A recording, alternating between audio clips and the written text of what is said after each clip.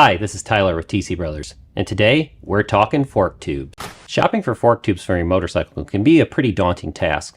There's a lot of styles, coatings, and diameters available, and I'm here to explain some of those to make it easy for you. Here at TC Brothers, we offer 3 different finishes of fork tubes, as well as extended lengths or stock lengths, depending on what you're looking for to do with your bike. Many guys building choppers looking for extended lengths commonly will run hard chrome fork tubes in longer lengths than what they had on their stock bike. Hard chrome's a great coating. It's actually the most durable coating that's offered for fork tubes, and it's usually what most OEMs put on their fork tubes.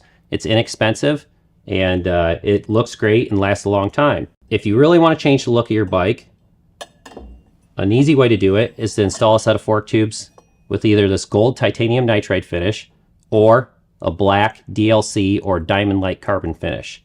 Both of these coatings are very low coefficient of friction, very durable, and offer a great looking finish that makes your bike really stand out. A nice thing about the kits that we sell is we also include the seals and the hardware needed to do the installation and have everything you need to get it done.